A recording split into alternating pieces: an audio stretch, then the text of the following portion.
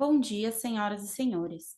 Sejam bem-vindos à videoconferência da CSU Digital para a discussão dos resultados referentes ao terceiro trimestre de 2024. Esta videoconferência está sendo gravada e o replay poderá ser acessado no site da companhia, ri.csu.com.br. A apresentação também estará disponível para download.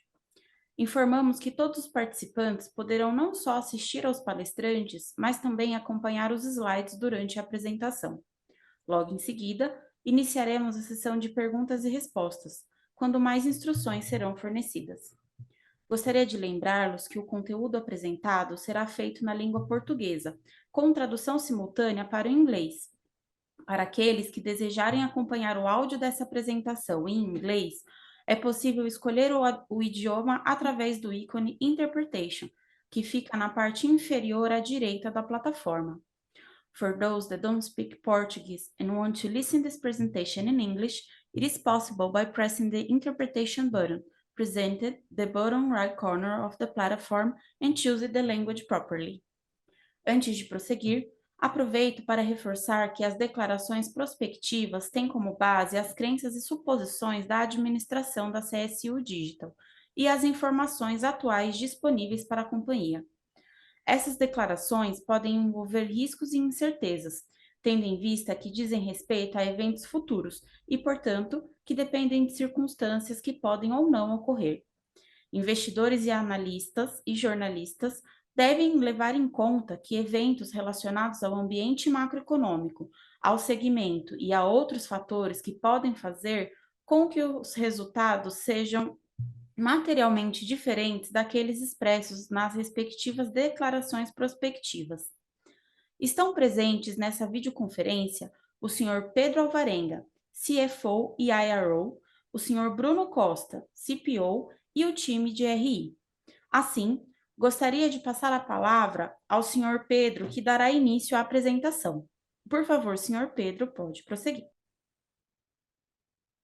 Bom dia a todos. É um prazer estar hoje novamente aqui apresentando mais um trimestre, né, de resultados para os nossos investidores e demais participantes aí do mercado. Dessa vez, especificamente sobre os resultados do terceiro tri e dos 9 primeiros meses de 2024.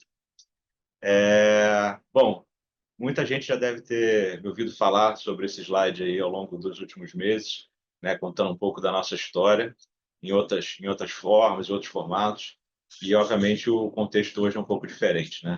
Eu acho que aqui a gente, né, recapitula um pouco dessa trajetória, porque isso tem muito a ver com a forma de atuação, né, que a CSU se propõe, né, no seu dia a dia, né?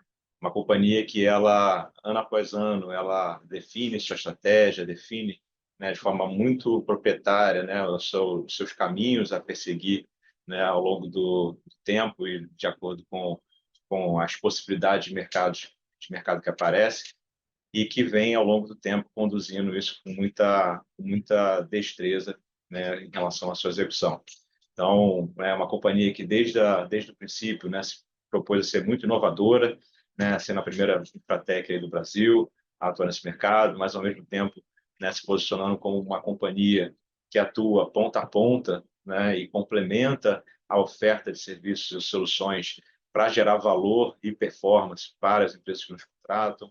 A gente gradativamente consolida esse movimento, né, ao longo dos anos, trazendo novamente novas inovações. E a gente vem, ao longo dos últimos 4, 5 anos, vem vivendo uma fase muito importante de transformação, né, do nosso negócio. Nosso DNA continua exatamente o mesmo, né, uma companhia, né, de tecnologia para serviços financeiros que ajuda o cliente a operar, mas no final do dia, a gente hoje faz muito mais do que há algum tempo atrás, né?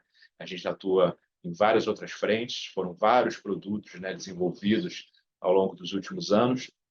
A gente se propõe, né, hoje a ter uma atuação cada vez mais performática, utilizando mecanismos como hiperautomação, inteligência artificial, para justamente construir essa base, né, do que vocês estão vendo desse ciclo, né, que se iniciou no período ali de 23, 24, né, de forte expansão nas novas frentes de negócios, possibilidades, né, de novas ofertas combinadas de vários outros produtos e, obviamente, né, uma atuação muito forte, né, nessa agenda de IA e agora com uma pimenta adicional dessa expansão internacional. O que eu acho que é super importante ficar claro, né, em relação a essa consistência, né, que eu comentei da trajetória. Tudo é muito pensado e planejado, né, de acordo com uma estratégia. E essa estratégia, ela tem três grandes pilares, né? O primeiro pilar, né, tem a ver com a gente atuar expandindo a possibilidade de receita, né? E isso vem, obviamente, das possibilidades de a gente expandir a base de usuários com as quais a gente acaba interagindo. E aí, para isso, eu tenho que ter um primeiro desafio, né, de atrair novos clientes B2B, ou seja, novas empresas que querem, né, utilizar, né, das nossas plataformas e serviços, né? Essas empresas elas trazem com eles, né, uma grande base de usuários, né, que é no final, né, indiretamente com quem a gente interage no dia a dia. A gente hoje, né, tem uma atuação end-to-end, então a gente tem soluções para cada etapa, né, dos produtos, né, de uma oferta de serviços financeiros. E aí é isso que acaba sendo um dos grandes diferenciais da companhia, porque eu consigo abordar cada vez mais novas empresas, novas indústrias, né, para utilizarem, né, os nossos serviços.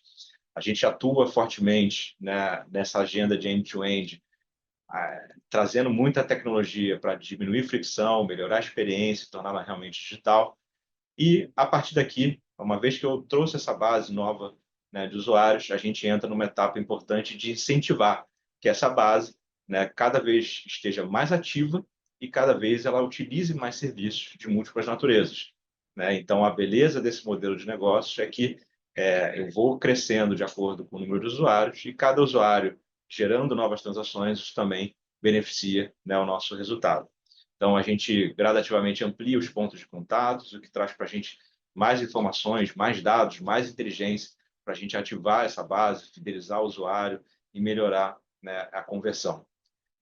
Fazer isso tudo, né, não é trivial, longe disso. E se você não tiver muita eficiência, né, para operar nesses serviços, né, que é o nosso terceiro grande pilar, né, você não consegue, de fato, né, gerar a performance adequada, seja para a companhia per si, seja para os nossos clientes. Então, a gente atua pesado, né, olhando os processos, olhando as atividades de back-office, como a gente serve melhor, né, aquele usuário, para justamente aumentar a conversão de transações, melhorar a velocidade de resposta, né, aumentar a satisfação, trazer principalidade e assim sucessivamente. Então, são exatamente esses três pilares, né, que no final do dia criam um ciclo virtuoso de geração de valor, né? A companhia cresce constantemente, de forma muito consistente, ela gera cada vez mais resultado e mais caixa, e isso faz com que a gente tenha a capacidade de reinvestir no negócio e começar esse ciclo todo novamente. Tá? Falar de estratégia, né, eu internamente aqui na CSU brinco muito que execução come, né, estratégia no café da manhã, né? E não adianta você ter uma estratégia muito bem desenhada, mas no final do dia você não conseguir, né, aplicar na vida real, né, do nosso dia a dia. E aqui a provocação foi trazer um pouco dessa visão, né, de que os resultados que a gente entrega, eles confirmam a assertividade do nosso modelo, né? E que a gente vem, de fato, entregando aquilo que a gente se compromete, né, a perseguir no nosso dia a dia. Então, falando aqui da questão, né, da base de usuários, esse ano a gente, né, conseguiu atrair 5 novos clientes, né, 5 novas empresas para utilizarem, seja a plataforma de acesso Pay, seja a plataforma de acesso DX. Isso, obviamente, beneficia, né, os futuros trimestres que virão ainda pela frente. Né, são clientes muito relevantes de múltiplos segmentos, então estamos falando, né, de varejo, financeiro, seguros, estamos falando de telecom, IDTech, então naturezas múltiplas, né, de perfis de clientes que mostra essa amplitude, né, que a gente comentou, né, lá atrás. Isso, né, casado com uma estratégia muito forte de ativação dessa base, né, vem acelerando o nosso crescimento, né, de usuários. Então, são mais de 35, quase 36 milhões, né, de usuários que utilizam as nossas plataformas, dos quais, né, de alguma forma, estão sendo gerenciados para a plataforma, dos quais 61%, ou seja, 21,7 milhões, de fato, estão ativos utilizando um ou mais serviços, né, da CSU. A gente, obviamente, além de ativar, a gente quer que esse usuário ele use várias e várias vezes. Isso dá para se traduzir, né, no número de transações. Então, são mais de 880 milhões de transações, né, nesse último ano, uma expansão bem, bem relevante. A gente cresce num ritmo muito forte, estamos falando de 24% ao ano nos últimos 4 anos. E aí, como eu comentei, o objetivo é que o usuário utilize o cartão, utilize o Pix, utilize a conta, utilize as recompensas, e esse número também tem se exponencializado, né, gradativamente ao longo dos últimos anos. Então, a gente rodava há 4 anos atrás com 8 transações na média, né, por usuário. Estamos falando de um volume já de 13 transações por usuário, uma expansão muito relevante. Do ponto de vista de eficiência, né, a gente multiplica a nossa performance, né, mais que proporcionalmente ao crescimento dos volumes operacionais e receita. Então, a gente dobra o nosso lucro bruto, a gente mais que dobra o nosso lucro líquido nesse intervalo de tempo, desde que a gente inicia, né, o processo de transformação do nosso negócio. Consequentemente, né, os indicadores financeiros e as margens também são muito relevantes, né, e gradativamente crescentes. Falando, né, um pouco aqui de forma a deixar mais claro, né, essa estratégia, né, o nosso propósito no final do dia é garantir uma experiência completa de serviços financeiros para o nosso usuário. Em última instância, né, se ele quiser, se essa empresa quiser oferecer um banco digital ponta a ponta, né, para os seus clientes, a CSU ela garante. Então, desde a abertura de conta, desde operações de transferência, pagamentos de contas, boletos, recargas, pagamentos de cash in, cash out, né? Então, transações com cartão, Pix, tudo isso faz parte da nossa infraestrutura, né, de serviços financeiros. E a gente quer trazer satisfação, quer que o cliente seja bem atendido, ele seja bem servido, né, e ele crie uma empatia, um engajamento, uma principalidade com aquela marca. E é esse ciclo que a gente reforça, né, que gera essa espiral de valor, né, para a companhia. Então, essa lógica de full service, atuando como a Infratech, sim, de serviços financeiros, mas que ajuda o cliente a operar esses serviços, a operar essa tecnologia, a atender o usuário, é o grande segredo para a gente conseguir evoluir gradativamente os resultados, como a gente tem conseguido evoluir. E a gente não quer parar por aqui, né? A gente quer, de fato, alavancar cada vez mais, né, essa performance, né, trazer a companhia para outros patamares, né, em termos de tamanho, dimensão e eficiência.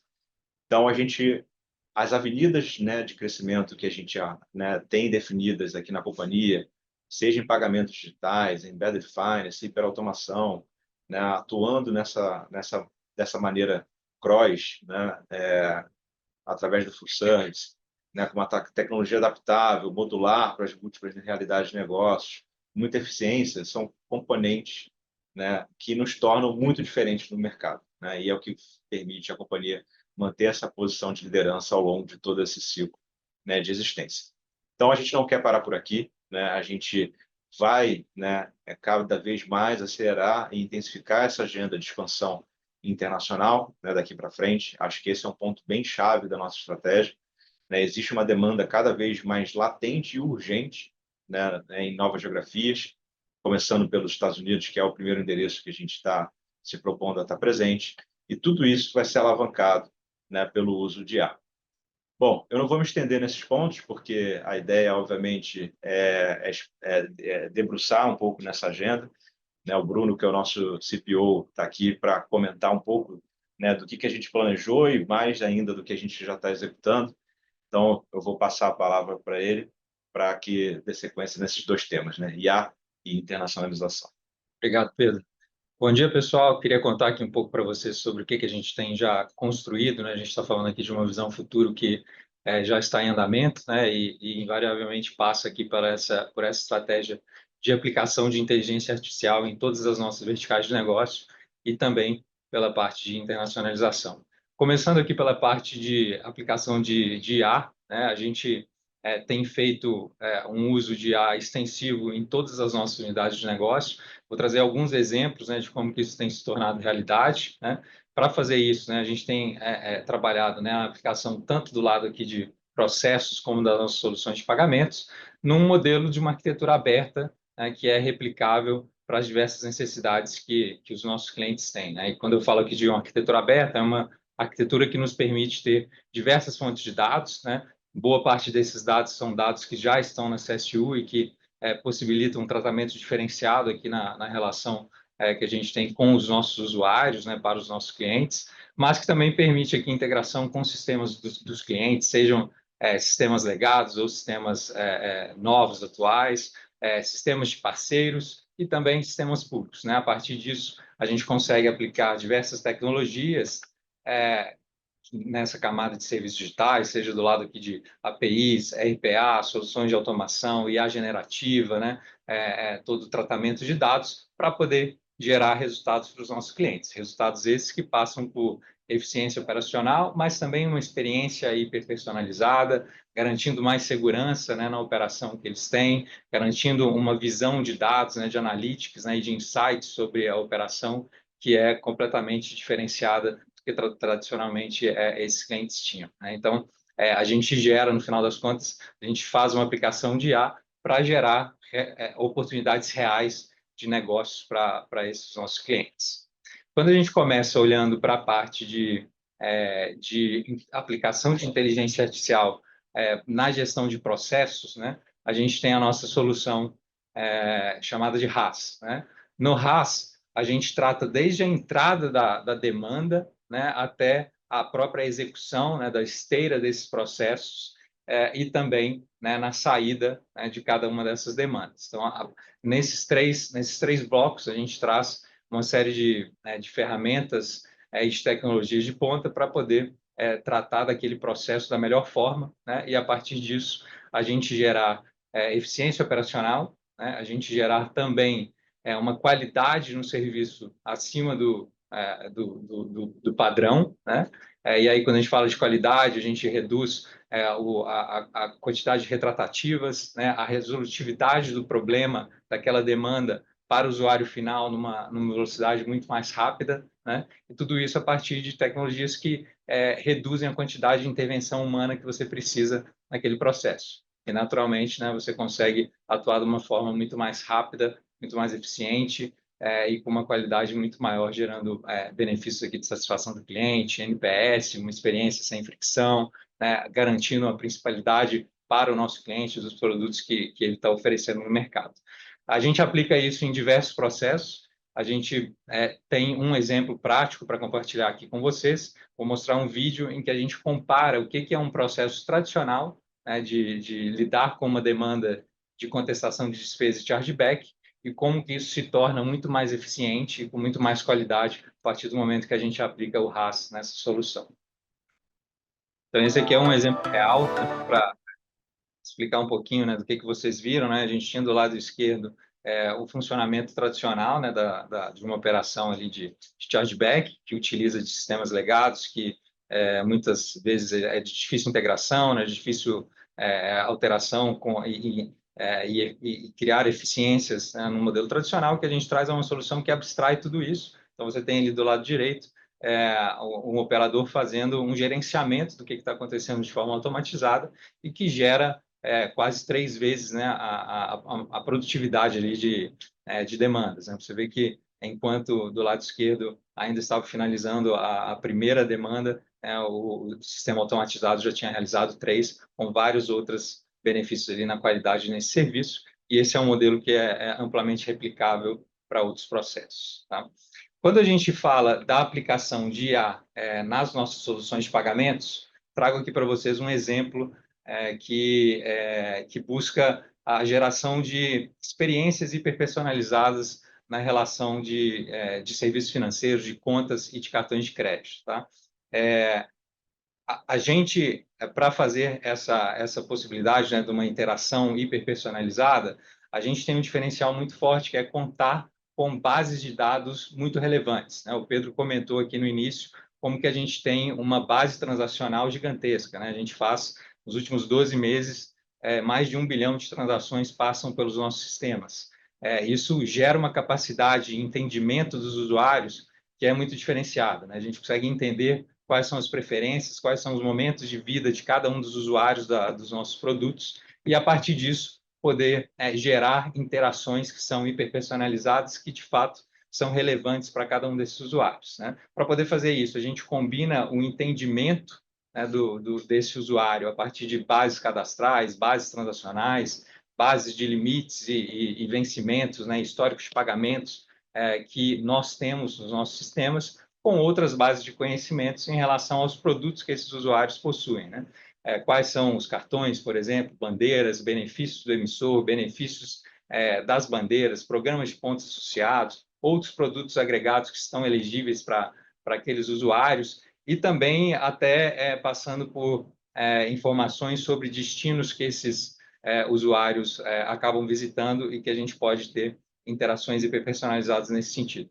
Temos, então, uma aplicação de IA nessa camada de dados para gerar o conhecimento do usuário e cruzar isso com tudo que está disponível para ele e entender o que faz sentido, o que é relevante para cada usuário em cada momento. E temos também a aplicação da IA na camada aqui de interação com esse usuário, como que a gente entrega essa interação, como que a gente conversa com o usuário, né? Seja aqui numa abordagem agnóstica canal, né? Isso pode se dar a partir de notificação no aplicativo, pode se dar via WhatsApp, SMS, e-mail, e também pode se dar via texto, pode se dar via voz, né? A IA, ela entra nesse sentido para garantir essa interação no melhor canal e no melhor momento para cada um dos usuários, gerando naturalmente, né, um engajamento muito maior desse usuário com os produtos que ele tem, por ele entender ali que ele não está recebendo algo genérico, algo padronizado, e sim algo que é totalmente relevante para ele. Igualmente, aqui a gente tem um vídeo para demonstrar um pouco o que é essa experiência. Escolhemos uma jornada do usuário em que ele está fazendo uma compra de passagem em uma viagem, né, e como que ao longo dessa jornada ele tem essa interação bem personalizada para suas necessidades. Muito bem, então basicamente a gente está aumentando a percepção de valor, né, desses usuários em relação aos produtos que eles já têm, os benefícios que já estão disponíveis para ele, e que é uma grande dor hoje de todo emissor de conseguir traduzir isso no momento adequado para cada um de seus usuários, né? De forma resumida, o que a gente está realizando estamos inaugurando essa nova era, né, de uso massivo de hiperautomação e IA em todas as nossas verticais de negócio. Esses foram 2 exemplos, mas eles vão além disso, né? A gente fala aqui de entregar valor tanto aos usuários finais quanto às instituições. Aos usuários finais, temos soluções de limite integrados, né, compartilhados entre produtos, as sugestões de benefícios com base nesse comportamento transacional, campanhas de marketing em tempo real, os advisors financeiros para também ajudá-lo a lidar com os diversos produtos financeiros que ele conta, né, com dicas sobre utilização e, de forma geral, gerar a satisfação e a fidelidade desse usuário com os produtos que eles têm hoje, né? Do outro lado, né, as instituições que são os nossos clientes, geramos a capacidade aqui de crescimento de receita e dos seus resultados, né, seja do lado aqui de garantir melhor aprovação das transações, cross-sell de novos produtos, redução de custo, automação dos processos que eles lidam hoje, né? Trouxe o exemplo aqui da contestação de despesa e do chargeback, a aplicação de IA também na prevenção de riscos, nas nossas plataformas de prevenção a fraudes, que trazem aqui mais de 10% de redução comparadas a outras ferramentas de mercado, e também aprimorando a gestão das esteiras de crédito e a relação com os programas de fidelidade e marketplace que temos disponíveis. Só se me permitir comentar aqui, eu acho que um grande resumo, né, que eu queria deixar, né, registrado aqui nessa conversa é que no final do dia, operar serviços financeiros, né, a gente olha essa arquitetura, esse monte, né, de tecnologias, IA e etc, e parece, né, que isso torna mais complexa a vida lá na ponta. Aqui o objetivo é exatamente ao contrário, né? a gente vê hoje, né, um meio de pagamento, ele sendo né, uma ferramenta, um instrumento puramente passivo, onde você, por N canais diferentes, você foi interceptado para que você fizesse alguma transação, fizesse alguma compra, e a partir daquele momento, aquela relação ela se esgota, né?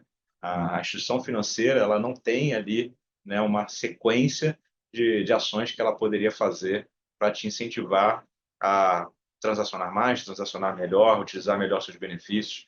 Então, o que a gente se propõe é criar realmente uma experiência onde aquela transação não começa e acaba naquele segundo, né? A gente quer que a pessoa ela utilize o cartão, como a gente viu aqui no exemplo do vídeo, né, para fazer uma compra de uma viagem, e ela automaticamente receba os benefícios que ela já tem direito, gerando aquela sensação de conforto, de tranquilidade, de que ela recebeu de fato um benefício, né? Ao invés dela ter que lutar pelo benefício e caçar, né, nos múltiplos sites e canais, né, que ela teria que interagir. Né? Que ela, ao comprar, né, uma passagem aérea, ela tem a noção de que tem um pool de ofertas e até chargeback, entre outros benefícios, que ela pode utilizar e buscar uma mala, buscar uma outra opção, né, de produto para que ela complete aquela experiência dela.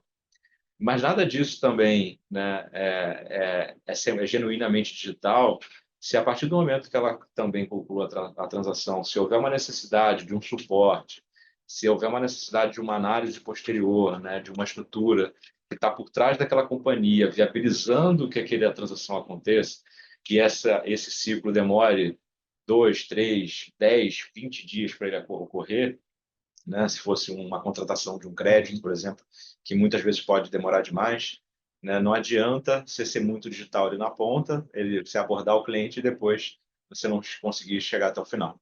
Então, a gente aqui, com todo esse arcabouço de produtos e com toda essa plataforma tecnológica, o IA, o hiperautomação, tudo que está por trás, a gente consegue amarrar bem esse ciclo e garantir com que essa experiência seja a melhor possível, né, para o usuário final. Esse é o Perfeito. objetivo primário. Perfeito. Aqui a gente precisa garantir a eficiência tanto na relação, né, com os usuários, como também em todos os processos, né, internos que são necessários para resolver essa demanda. E, a partir disso, né, a gente sabe que hoje no mercado existe uma competição muito maior, né, de produtos, de instituições, do que se encontrava em anos, né, em décadas, né, atrás, e hoje a maior necessidade das instituições financeiras é batalharem pela principalidade, pela relação principal dos seus produtos com os seus usuários, né? E a gente entende que esse é um caminho muito forte para conquistar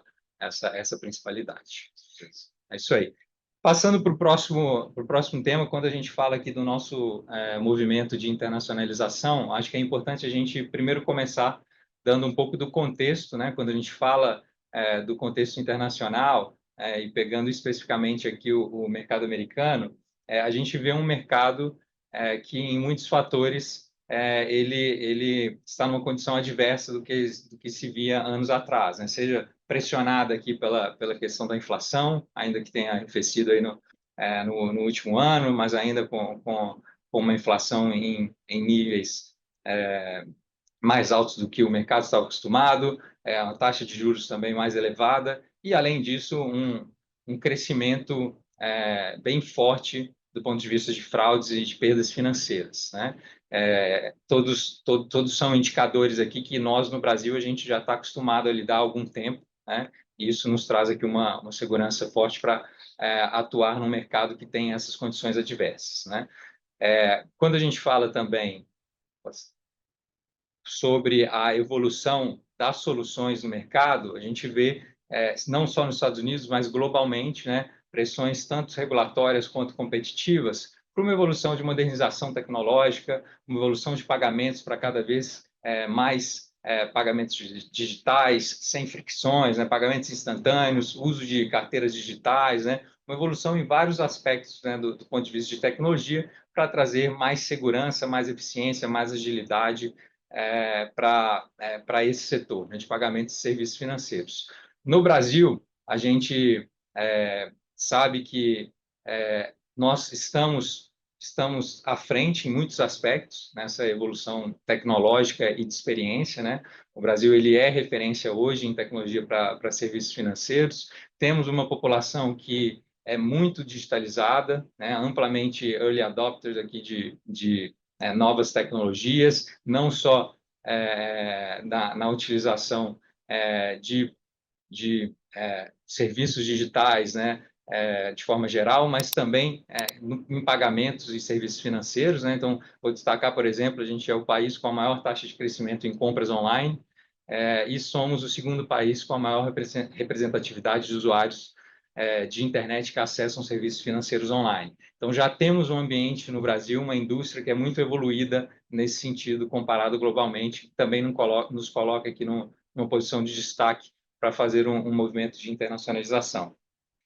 Quando a gente olha para o mercado americano, né, hoje nós também estamos bem posicionados do ponto de vista de arquitetura tecnológica para entrar neste mercado. Hoje, basicamente, a gente tem vários competidores que atuam neste mercado, temos os incumbentes que já estão há muito tempo nesse mercado, conhecem muito bem a parte de pagamentos, né, e soluções financeiras, mas, por outro lado, acabam ficando aquém no que eles têm de tecnologia para oferecer. Por outro lado, temos outras empresas ali de médio porte, novos players que têm entrado e que têm buscado trazer para o mercado, do ponto de vista de tecnologia, uma solução muito moderna, mas que acabam deixando um pouquinho a desejar na experiência e na expertise deste mercado. Nós combinamos essas duas coisas, ao longo dos últimos anos evoluímos constantemente a nossa plataforma tecnológica e hoje a gente conta com uma plataforma híbrida, né, que ela opera tanto do ponto de vista aqui de soluções de mainframe, mas que também pode operar 100% cloud, em microserviços, 100% via APIs, né, e que isso nos coloca aqui numa condição diferenciada de poder combinar tanto a expertise de 32 anos nesse mercado com uma solução muito moderna de tecnologia.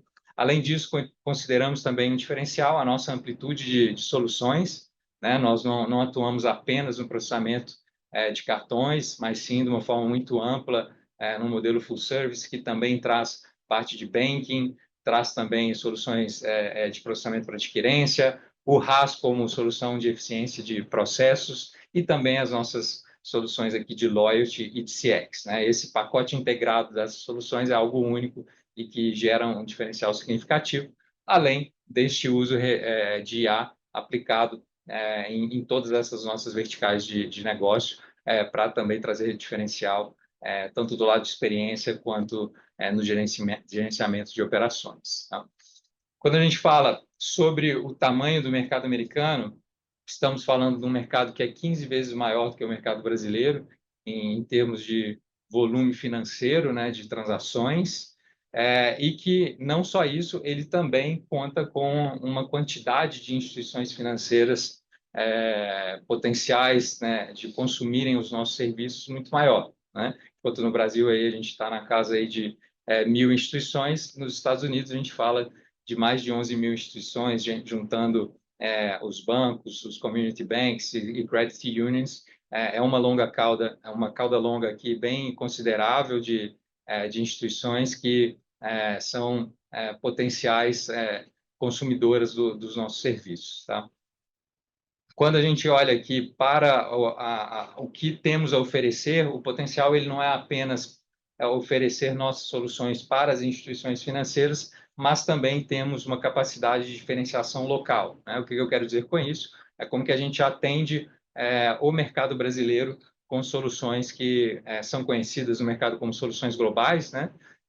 E que, na maior parte das vezes, passa por um produto americano sendo disponibilizado para residentes brasileiros, né?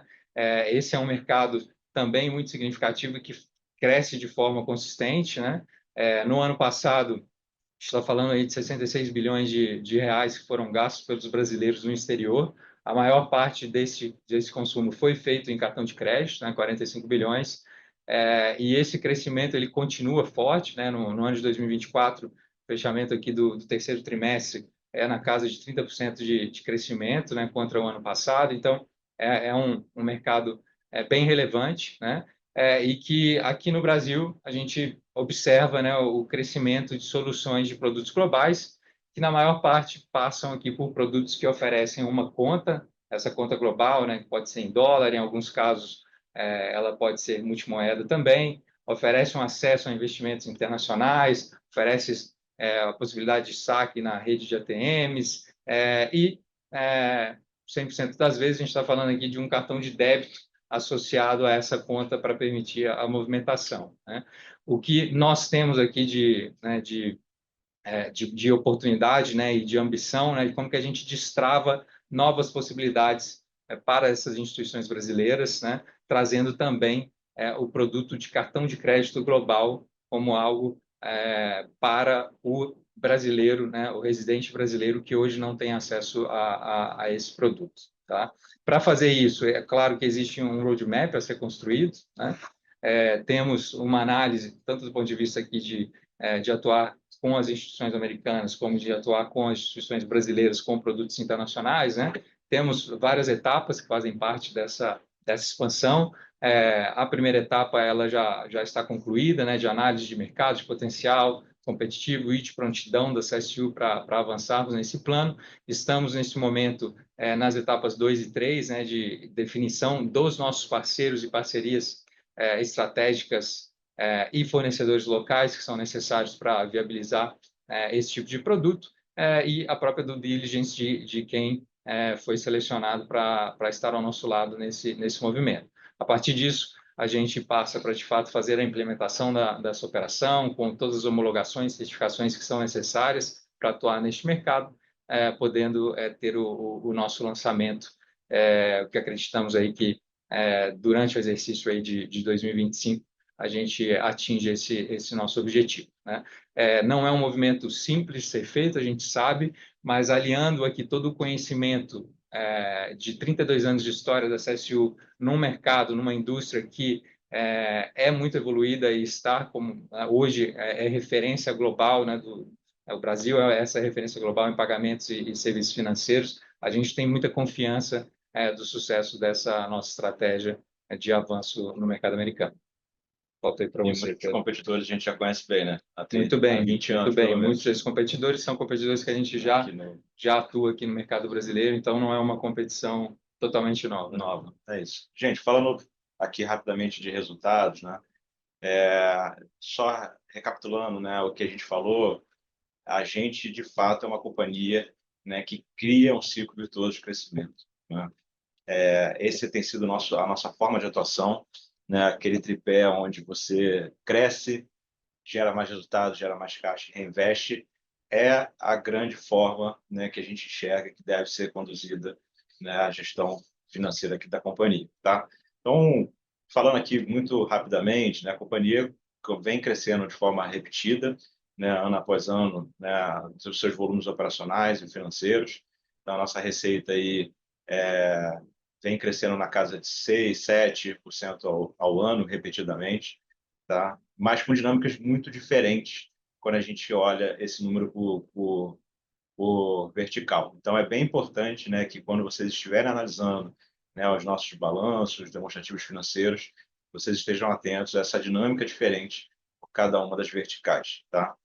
Então, a CSU Pay, né, que é o nosso core business, é como a gente nasceu, é uma unidade de negócios que vem se beneficiando, né, de toda a expansão, né, que o mercado de pagamentos no Brasil e a indústria financeira vem vivendo, né?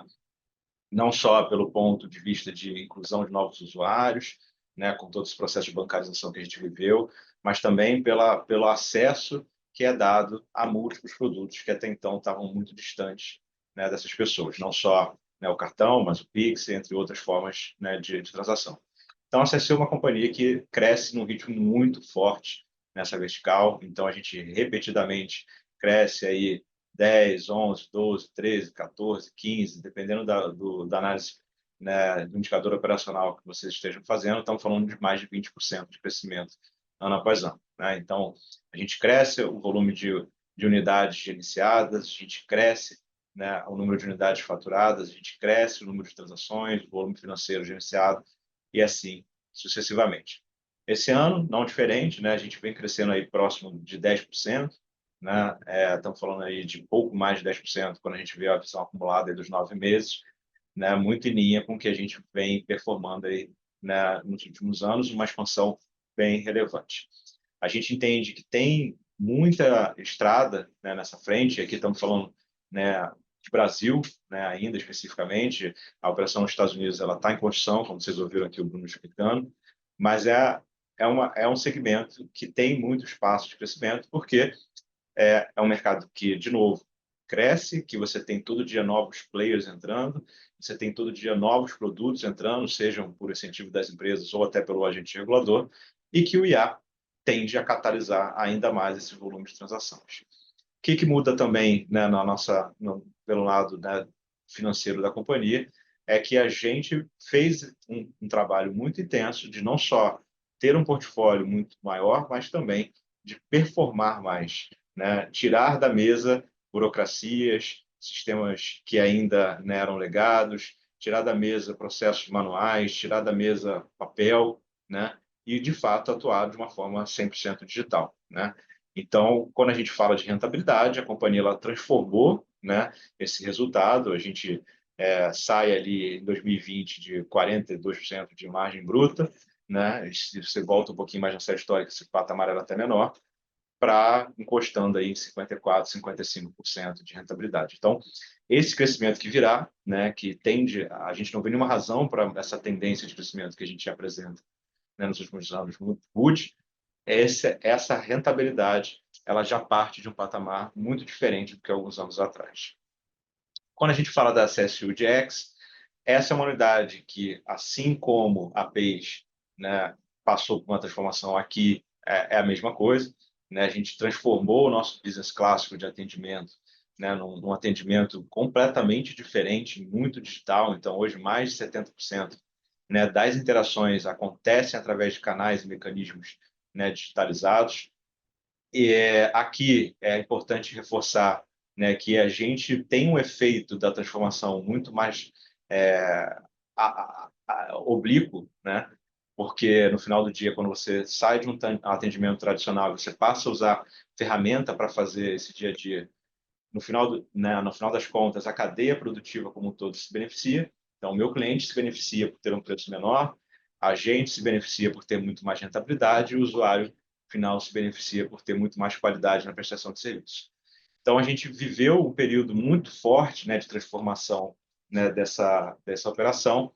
Essa transformação está ongoing, mas ela agora acontece num ritmo menor, porque a gente já é mais de 70% digital, e isso vem permitindo uma gradativa retomada, né, do crescimento de receita nessa vertical, de novo, com uma rentabilidade muito maior. O que muda essa dinâmica daqui para frente é exatamente o lançamento das novas soluções, né, de hiperautomação com inteligência artificial, né, o RAS, que já vem trazendo os primeiros resultados. Então, a gente assinou novos contratos esse ano, um especificamente nesse trimestre, que se somam a dois outros que já tinham sido assinados no trimestre anterior e que tendem a acelerar, né, esse ritmo de crescimento daqui para frente.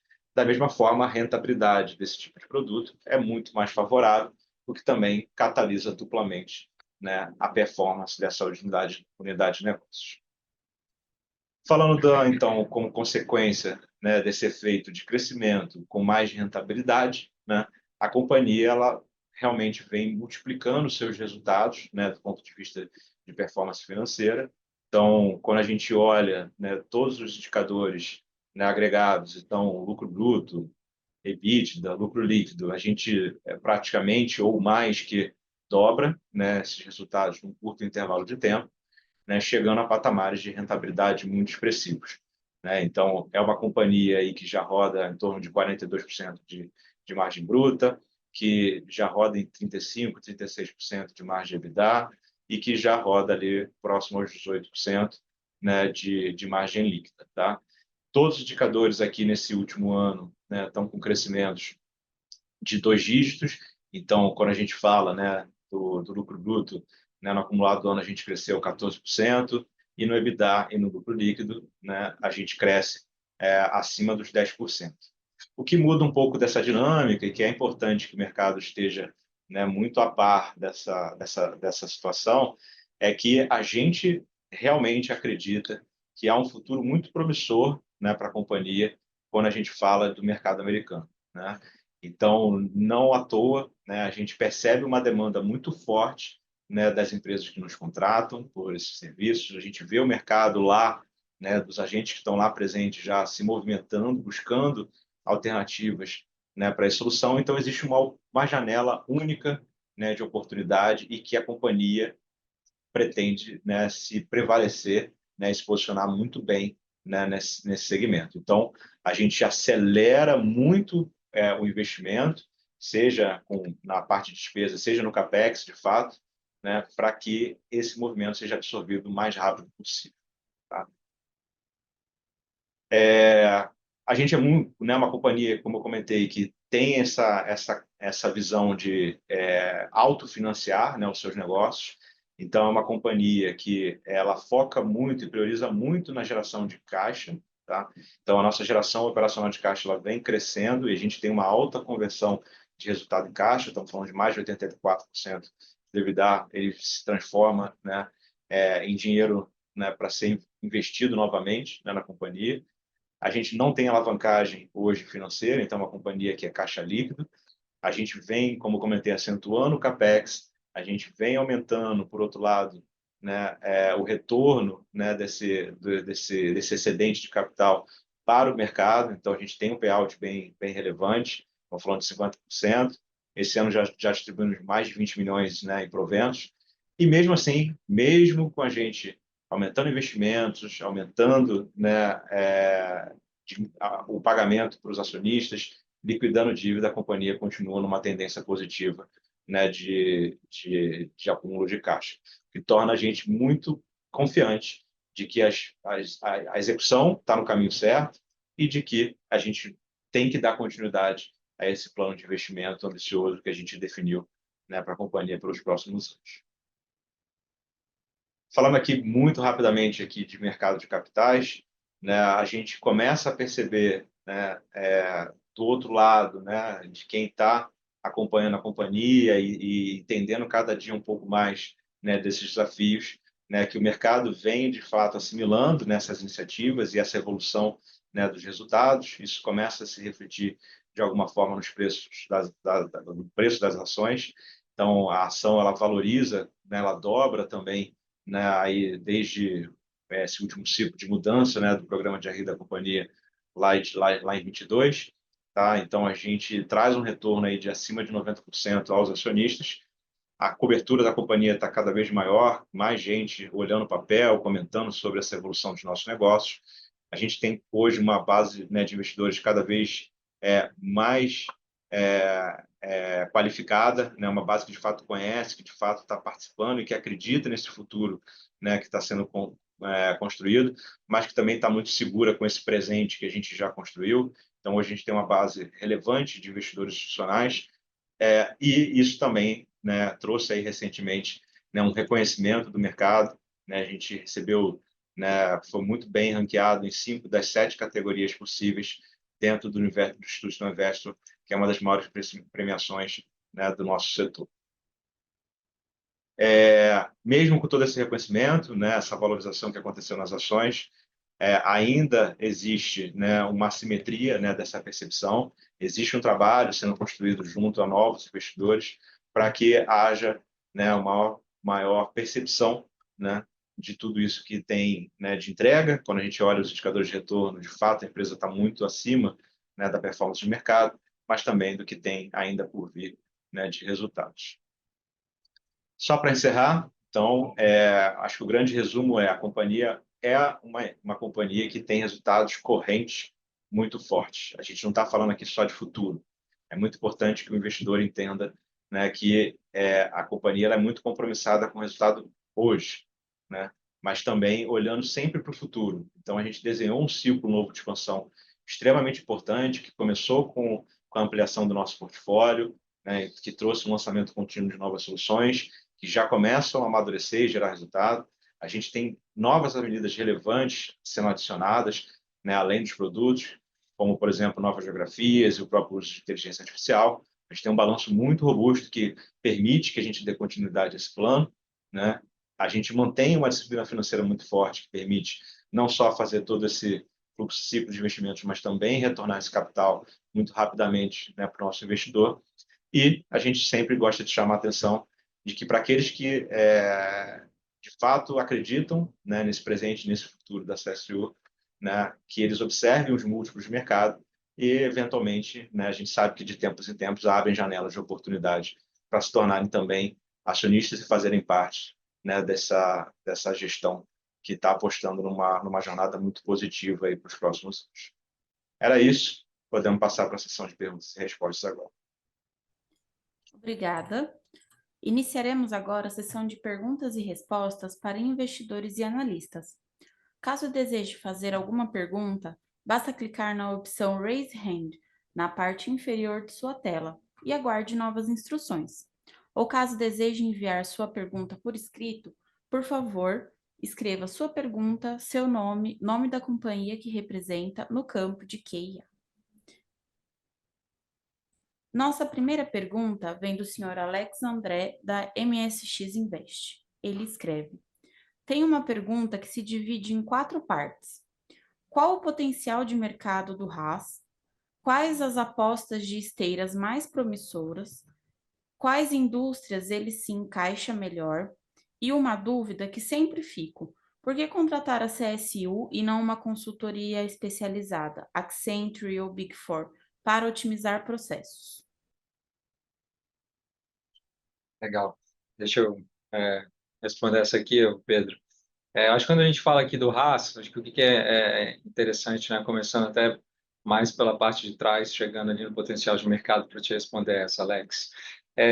O Haas, o que a gente está colocando, né, entregando de solução para o nosso cliente, não é simplesmente uma consultoria em que alguém nos contrata para otimizar um determinado processo, né? O que a gente faz é, de fato, ser responsável pela condução, pela gestão daquele processo, né? Então, tradicionalmente, o que a gente tem aqui no Haas, a gente tem um modelo de negócio em que o nosso cliente vai nos pagar por cada uma daquelas demandas que a gente está tratando e a gente vai aplicar hiperautomação e inteligência artificial para garantir que aquele processo vai se dar de uma forma eficiente, tanto do ponto de vista operacional quanto da própria parte de resolutividade para o usuário final, né? E então é uma relação que ela é perene, né? Ela não é uma relação que se dá de uma contratação para olhar para um determinado problema, buscar resolvê-lo, né? E trazer quais são os indicativos, a melhor forma para otimizar aqueles processos. Não, a gente passa a atuar naquele processo de forma contínua, garantindo essa eficiência contínua desse processo, dessa demanda, né? Quando a gente fala sobre onde isso é mais aplicável, né? Toda empresa que tem uma relação com milhares e milhões, né, de clientes, né?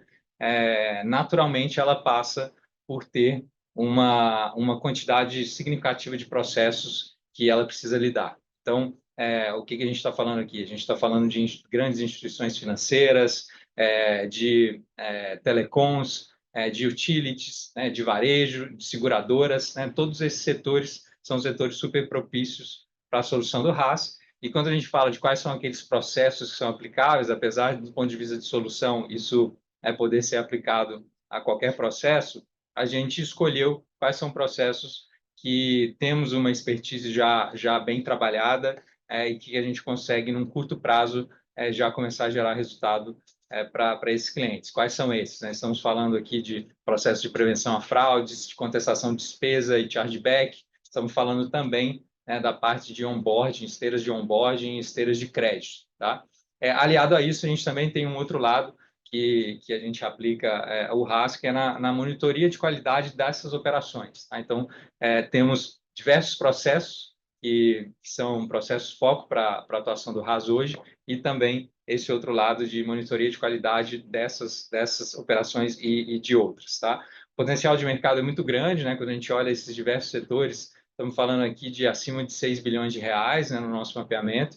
Então, entendemos que temos um potencial muito grande, até por ter sinergia em atuar em processos semelhantes em diversas indústrias, né? Então, quando a gente fala aqui de atuar em, por exemplo, em uma questão de divergência de valores, isso é aplicado em diversas indústrias, diversos setores, e nos permite potencializar o que a gente já tem criado como solução aqui para o RAS. É isso. Só complementando aqui, Bruno, eu acho que é justamente essa mudança, essa definição de esteiras prioritárias, né, foi o que permitiu que a gente acelerasse essa agenda comercial, né, e começasse a converter, né, isso nos primeiros contratos, tá? A gente entende que o RAS ele tem uma amplitude muito grande de atuação e ele consegue se adaptar a múltiplas realidades de negócios e a múltiplas realidades né, de processos, né? Esse é o grande trunfo, né, do RAS. Mas ele precisa ter, né, aqui internamente esse direcionamento para que haja uma atuação mais assertiva, mais direta. E aí, ao longo do tempo, você vai dentro desse próprio cliente que você já trouxe para um processo específico, trazendo novas opções, né, para a mesa, e aí você consegue gerar um ciclo, né, recorrente ali de novas vendas. Tá? Então, a gente, de fato, mudou um pouco a estratégia, né, comercial para justamente acelerar a captura de resultados. Obrigada. Nossa próxima pergunta vem do senhor Roberto Fulgraf, da Legado Asset. Ele pergunta: na CSU GX, os novos contratos geraram uma ineficiência temporária. Qual o tempo médio necessário para a reversão desse efeito? Obrigado, Roberto, pela pergunta. Aqui, acho que tem dois pontos chaves, né, em relação ao resultado da GX. Né? A gente, toda vez que implanta um novo cliente, você tem um período até você gerar receita, né? Mas você já começa a incorrer, obviamente, em despesas, porque você precisa implantar, né, essa operação no final do dia. Então, você, às vezes, traz times, né, específicos de back-office para atuar, quando isso envolve, né, times, você precisa adaptar a tecnologia, então você tem uma etapa ali de implantação. Por isso, você tem um período inicial, né, de rampagem, vamos dizer assim, do contrato. Tá? Em geral, esses contratos eles levam de 3 a 4 meses para serem, de fato, implantados e começarem a gerar o resultado. E aí, mais uns 2 meses, 3 meses, para ele gerar o resultado mais na plenitude. Tá? Então, esse é mais ou menos o ciclo, né, essa curva, né, de melhora de performance que cada novo cliente vai gerar, né, no nosso resultado. Fora isso, aí falando especificamente do terceiro trimestre, é super importante observar que justamente por a gente estar vivendo, né, uma agenda relevante, né, de automação e digitalização de processos, de tempos em tempos a gente tem processos, tem etapas, né, de redução, né, de estrutura. Tá? Então, esse trimestre, especificamente, a gente incorreu em despesas não recorrentes, né, de reestruturação, né, de algumas áreas. Tá? Então, foi mais ou menos 1,5 milhão, né, que impactou ali, especialmente no SG&A. Tá? Então, isso também, já para o quarto trimestre, tende a não voltar, né, a acontecer. Então, a gente tende a ver uma evolução já ao longo dos próximos meses, seja pela essa etapa de implantação dos novos clientes, seja por não existir mais essa despesa que a gente tinha até alguns meses atrás. Obrigada. Nossa próxima pergunta veio via texto do senhor Bernardo Gutmann, da XP. Ele pergunta: todas as empresas agora falam de IA. Não está claro para mim onde está o diferencial da CSU. Poderia esclarecer? Boa. Legal. Obrigado, Bernardo. Deixar o Brunão Deixa eu responder essa aí. comentar isso aqui, Pedro. Eu acho que, assim, de fato, né, quando a gente olha para o mercado, né, todas as empresas, de alguma forma, estão falando de IA, né?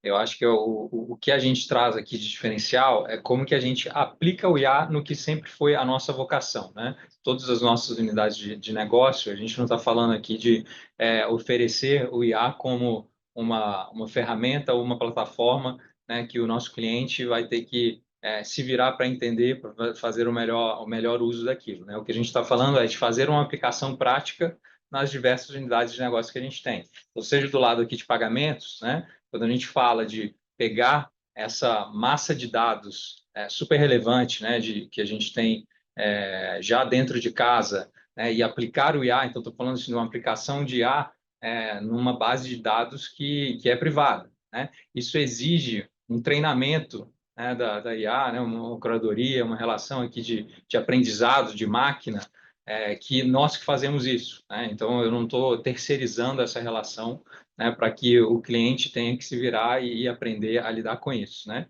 E, de novo, numa relação que é perene, né? A gente vai constantemente otimizando isso, né? E gerando um produto, né? O produto, no final das contas, ele não é a IA, né? O produto é uma relação hiperpersonalizada, é um processo, né, mais eficiente, é uma resolutividade mais rápida de um problema, é uma qualidade melhor, né, no serviço que está sendo prestado, né? E o IA, ele é o enabler para isso, né? Então, acho que esse que é o maior diferencial, né? A gente fazer, trazer essa inteligência de lidar com isso, né, e aplicar o IA de uma forma bem prática para os nossos clientes. Muito obrigada. Seguiremos com a nossa próxima pergunta do senhor Roberto Fulgraf, da Legado Asset. Ele escreve: observamos expressivo aumento das despesas gerais e administrativas, bem acima das receitas, explicadas com a iniciativa de inteligência artificial e projeto USA. Quando veremos contrapartida proporcional no top line da companhia? Vamos lá. Obrigado novamente aí pela pergunta, Roberto. Aqui, né, recapitulando, né, a gente teve 3 grandes impactos, vamos chamar assim, na parte de despesa, né? A gente tem toda essa parte de reestruturação, que não se repete, né, que aconteceu ao longo do terceiro tri, e a gente tem esses maiores investimentos para reforço, né, seja de times comerciais, projetos, tecnologia, para ancorar não só a inteligência artificial, né, e USA, mas também todas as outras iniciativas da companhia, né? A gente lançou Embedded Finance ao longo desse último ano, novos pagamentos digitais, então é natural que você precise reforçar, né, estruturas chaves, né, da empresa para comportar esse crescimento, tá? Eu diria que isso aqui é um processo evolutivo, tá? A gente é uma companhia que ela vem sempre fazendo os investimentos de acordo com a própria elasticidade, né, de crescimento do top line, tá? Então, se você reparar, a gente conseguiu acomodar, né, essa expansão de estrutura sem que isso, né, necessariamente sacrificasse, por exemplo, o nosso lucro bruto, sem que isso necessariamente, né, sacrificasse ali o nosso resultado em termos de EBITDA, né, por exemplo. Então, a gente é uma companhia que vem, de fato, respeitando, né, essa dinâmica, né, natural, né, e vegetativa, né, do crescimento do negócio, tá? Então, se eu for te perguntar, se eu for te responder assim, quando que essas iniciativas começam a amadurecer, elas já estão amadurecendo, né? Toda a receita que eu gero hoje, ela tem a ver com um processo de venda que começou muitas vezes 1 ano atrás, 6 meses atrás, né? Então, naturalmente, isso aqui vem sendo diluído e aí a gente naturalmente expande e retrai de acordo com essa dinâmica de volatilidade ali, né, do top line. Estados Unidos, especificamente, é que ela está hoje, é uma operação que hoje está sendo financiada pelo resultado gerado pelo Brasil, né? A gente não tem receita vindo de lá, então ela não se autofinancia ainda, tá? Então a gente tem um resultado cruzado aqui, né? Em termos de investimento, né, do que eu tenho de excedente de resultado no Brasil, você acaba direcionando parte disso, né, para os investimentos no US. Como o Bruno apresentou, né, hoje de forma bem detalhada, a gente tem um roadmap muito claro ali de execução aí para os próximos meses. Então, a gente está fechando as parcerias, buscando as licenças. Algumas dessas variáveis elas não estão muito na nossa mão, né? Então, por exemplo, obter uma licença depende do regulador, não depende. A gente, obviamente, vai fazer o nosso melhor para que isso seja o mais rápido possível, mas isso depende, né, obviamente, de confluência de outros fatores. Então, a gente tende a ver Estados Unidos começando a performar, muito provavelmente somente a partir, né, do segundo semestre do ano que vem, é onde a gente imagina que dê tempo de concluir todas essas etapas. Obviamente, a gente vai tentar antecipar ao máximo essa data, mas é o horizonte de tempo que a gente imagina para ele começar a gerar os primeiros resultados, tá? Então, esse é o ciclo que a gente imagina daqui para frente para essa operação. Perfeito. Nossa próxima pergunta vem do senhor Sidney Nascimento via áudio da Ethos Investment. Por favor, pode prosseguir. Bom dia, pessoal. Vocês conseguem me ouvir bem?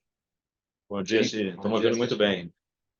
Ok, eu só tenho um acompanhamento com relação às margens de vocês. A gente viu o quanto que vocês subiram mais nos últimos anos e eu acho que num call que a gente teve anteriormente, vocês comentaram que provavelmente a gente estava entrando num ponto de ficar mais estável essas margens.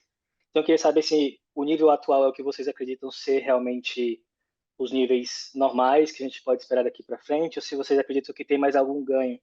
Lembro de você comentando que 72% acho que das operações já estavam digitalizadas, então não sei se tem muito espaço para mudança aí.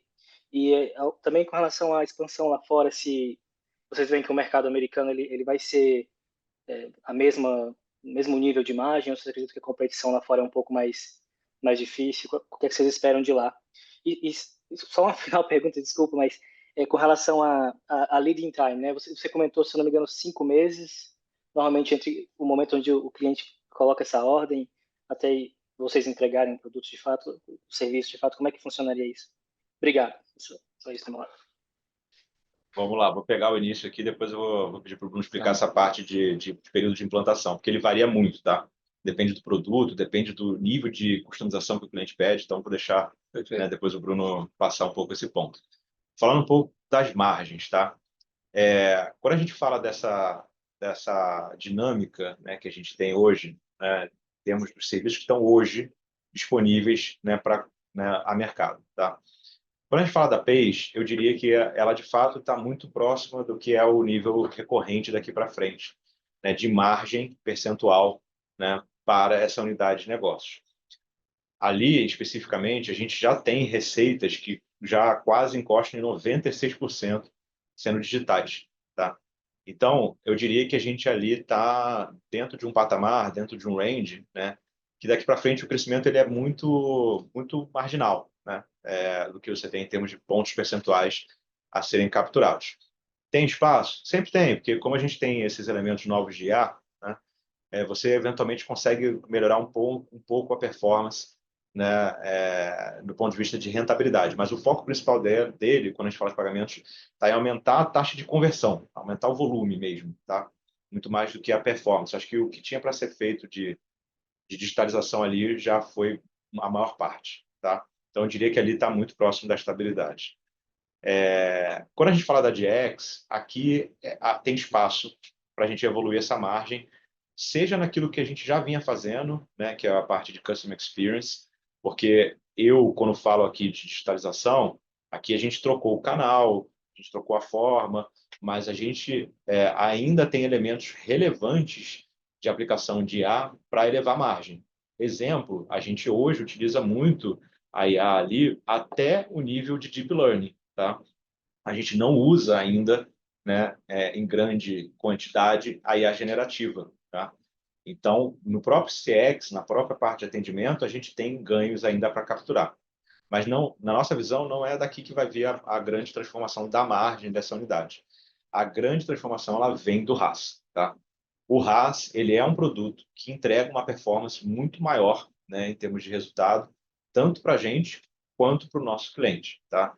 Então, as margens do RaaS elas são bem superiores, estamos falando de 35% a 40% de margem, né, que é bem diferente dos 18%, né, que a gente roda, né, 18%, 17% alto, 18% alto, né, que a gente roda, né, dependendo do trimestre que você analisa, atualmente na DX. Então, ali tem bastante espaço para capturar a margem quando a gente fala de lucro bruto. E o EBITDA, assim, a gente nesse momento está ineficiente porque a gente aumentou as estruturas, mas conforme esse volume ele for crescendo, e ele já está crescendo, né, os números estão aí para evidenciar isso, a própria despesa administrativa ela vai ser diluída, tendo espaço para também ter alguns acréscimos ali de produtividade. Tá? A outra pergunta de margem que você tinha feito... Estados Unidos. Com relação a isso. Isso. Aí vou deixar essa parte de Estados Unidos e novos clientes para o Brunão responder. Legal. Vamos lá, começando aqui sobre essa parte aí da pergunta dos prazos, né, de implantação, né? Hoje a gente tem uma flexibilidade muito grande na construção das soluções para os nossos clientes, né? Isso, inclusive, a gente considera que é um dos nossos diferenciais, né? Então, não é que a gente tem simplesmente quais são os nossos produtos, soluções de prateleira e o que você tem para servir é isso, né? Em muitos casos, a gente faz integrações com os sistemas do cliente, né? A gente traz informações por exemplo, né, dar um exemplo prático aqui, você tem um cliente que ele tem comissões que ele faz pagamento dessas comissões dos seus vendedores e que ele quer integrar isso na nossa plataforma de pagamentos, no nosso aplicativo que estamos criando para eles. Isso tudo vai adicionando um pouco mais de personalização nesse projeto e, naturalmente, acaba exigindo um pouco mais de tempo, né? Quando a gente fala aqui de projetos padrões, estamos falando aqui de uma média de prazo de 3 meses, tá? E quando a gente fala de personalização, isso pode acabar aumentando um pouquinho do prazo, tá? Mas é mais ou menos nessa ordem de grandeza, tá? Isso falando especificamente da PACE, quando a gente fala de DX, aí já são projetos que a implantação é um pouco mais simples, a gente consegue ter um prazo encurtado, tá? Falando sobre os Estados Unidos, a gente ainda está num momento de avaliação completa, né, de todas as condições que serão, que estarão na mesa à disposição para a gente fazer essa relação, né? Então, a informação ela não é completa para que a gente possa estabelecer quais são as margens que a gente vai ter, mas uma dos fatores mais relevantes que a gente tem nessa frente é que nós faremos essa operação nos Estados Unidos a partir de tudo, do ponto de vista de tecnologia e operação, de tudo que a gente já tem instalado no Brasil, né? E isso nos traz aqui um benefício, a nossa tese parte muito disso, né? De ter um benefício significativo, né? De operar a partir do Brasil, né? Numa solução para o mercado americano, né? E aí, acho que vai depender muito do quanto que a gente vai querer ter uma agressividade comercial no primeiro momento, né, para poder atrair e crescer o mercado, né, na primeira entrada, se a gente vai abrir mão ou não, né, de margem, né, nesse primeiro momento. Mas acho que um fator bem relevante para a gente entender nessa relação é que oferecer a partir do Brasil é um atrativo grande do ponto de vista financeiro. Tem uma arbitragem grande aqui, tá? Você pega, por exemplo, o custo de mão de obra de desenvolvedor é metade aqui no Brasil do que você tem, né, de custo nos Estados Unidos. Então, a gente tem um espaço aqui, né, de eventualmente, aí é uma questão de escolha, né, como o Bruno comentou, de estratégia comercial, né? Se você quer operar com uma margem mais significativa ou se você quer acelerar o crescimento. Então, aqui vai depender muito dessa estratégia. Tá? Obrigado, pessoal. Ficou claro, Cid? Tem algum outro ponto? Não muito relacionado a isso, mas eu não sei se vocês chegaram a fazer algum disclosure com relação à porcentagem que os maiores clientes de vocês representam no P&L. Vocês têm algum número com relação a isso? O top 10, por exemplo, os 10 maiores clientes? A gente dá esse disclosure no formulário de referência, tá? Então, eu diria que é o seguinte, os maiores clientes da companhia, eles chegam até quase 80% da receita, tá? Os top 10. Tá? Então, é relevante. A gente individualmente não tem nenhum cliente que represente mais do que 15%, tá? É mais ou menos esse o range. Já foi muito maior essa concentração, tá? Então, isso é uma diluição que está acontecendo, né, nos últimos 5, 6 anos também. Tá? Maravilha. Muito obrigado. Obrigada. Lembramos que para fazer perguntas, basta clicar na opção Raise Hand ou digitar sua dúvida na seção de Q&A, seguido do seu nome e companhia que representa. Nossa próxima pergunta vem via texto do Sr. Rafael Canuto, investidor individual. Boa tarde. Visto o cenário macro do mercado e as oportunidades que a empresa já tem com os atuais clientes, M&A continua sendo uma opção viável? Se sim, seria mais interessante do que a estratégia atual de prospecção de novos clientes? Bom, obrigado, Rafael. Eu diria que são estratégias completamente complementares, né? Eu acho que nenhuma empresa ela vai poder viver de M&A, não deveria, né? Porque senão você vai, né, destruir o caixa, né, da companhia ao longo do tempo, né? Você no final vai ter que ficar chamando capital, tá? Então elas são sim estratégias muito complementares, né? Então a gente de fato é uma companhia que em geral prioriza, né, o crescimento orgânico, é assim que a gente cresceu ao longo da nossa história. A gente fez poucos M&As, né, vamos chamar assim, mas a gente, né, vem ao longo, né, dos últimos anos olhando com muita atenção nessa possibilidade, né, porque em alguns casos você traz, né, para frente, né, um ciclo que muitas vezes levaria né, muito tempo para acontecer e amadurecer, né?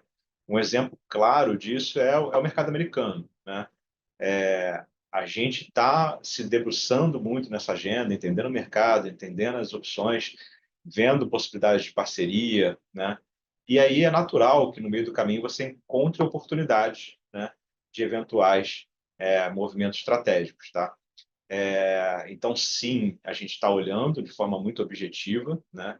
A gente vê com mais clareza, né, do ponto de vista de possibilidades, né, uma aquisição, se ela acontecer, ela aconteça do ponto de vista geográfico, que necessariamente uma consolidação aqui no Brasil, tá? A CSU é uma empresa que tem uma relevância muito grande aqui no Brasil. Mas, de novo, M&A, eu falo assim, nunca pode ser uma variável, né, de modelagem para quem está, né, do outro lado, porque é muito incerto, né? Você depende de um alinhamento gigante dos astros, né?